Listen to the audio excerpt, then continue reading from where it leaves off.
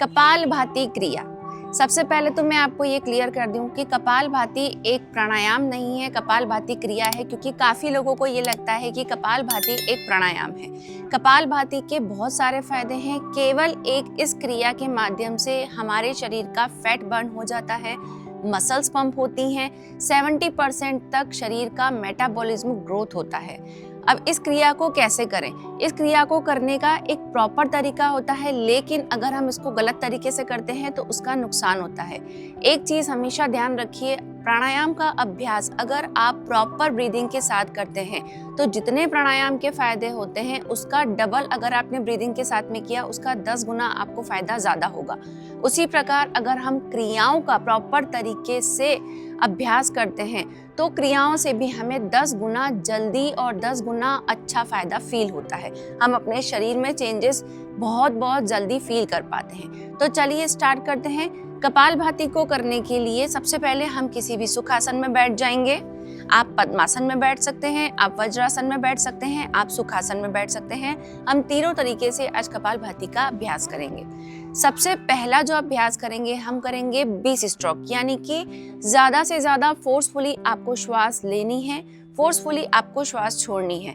एक बार में 20 स्ट्रोक करेंगे, उसके बाद आगे की बात करते हैं।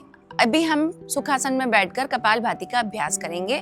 ध्यान मुद्रा में जाएंगे, एक लंबी गहरी श्वास भरेंगे, फोर्सफुली श्वास छोड़ेंगे,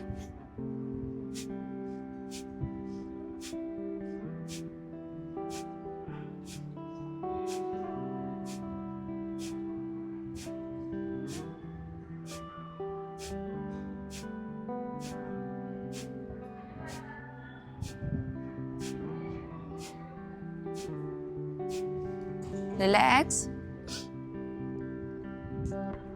1 मिनट तक एक लंबी सी इनहेल और एक्सहेल करेंगे।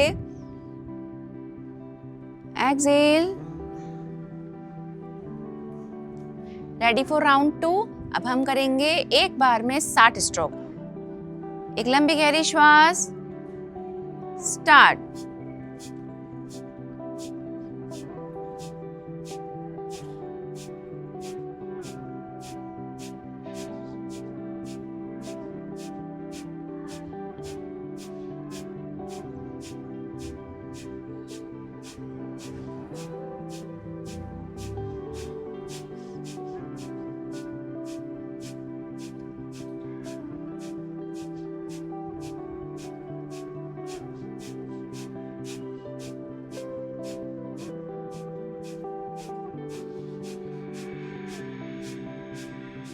And relax. अपनी ब्रीदिंग को नॉर्मल करेंगे।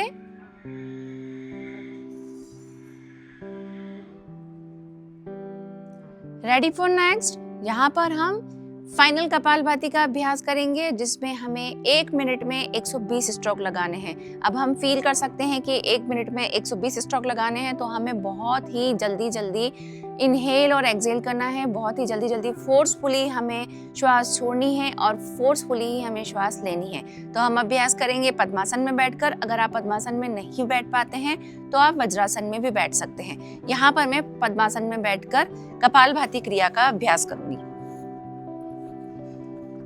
एक लंबी गहरी श्वास भरेंगे, बहुत ही फोर्सफुली और बहुत जल्दी काउंट के साथ में हम कपालभाति क्रिया का अभ्यास करेंगे। एक लंबी गहरी श्वास।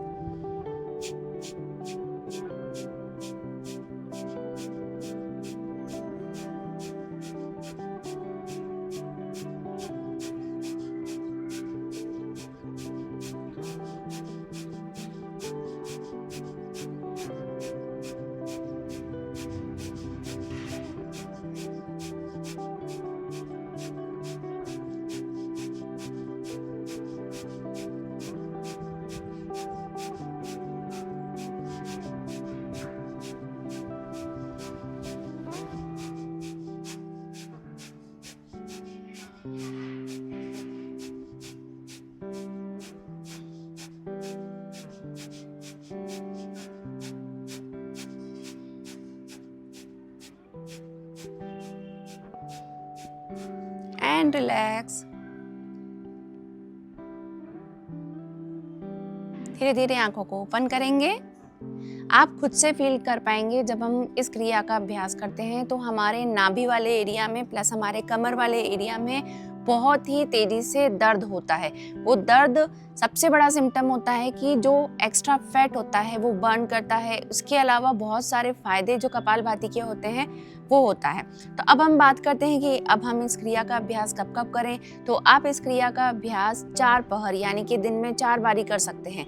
वैसे तो इसका जो समय होता है ग्रंथों के हिसाब से कहा जाता है प्रातःकाल, अपराह्न, सायंकाल और अर्धरात्रि, लेकिन आप अपने कंफर्ट के हिसाब से 3-3 घंटे के गैप में भी इस क्रिया का अभ्यास करते हैं। अब बात करते हैं जो हमने राउंड 1, राउंड 2 और राउंड 3 की बात करी थी, तो वो क्या चीज़ है। राउंड 1 का मतलब ये होता है कि जब हम कपालभाति क्रिया को करते हैं तो हम फोर्सफुली इतना जल्दी श्वास प्रश्वास की गति को नहीं कर पाते हैं। तो उसके लिए हम पहले अभ्यास करें। शुरू के 5 दिन 6 दिन आप 20 से 30 स्ट्रोक लगाएं।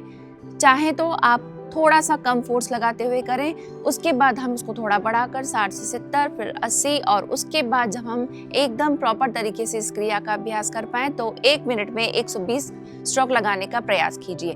तो यही है कपालभाति क्रिया।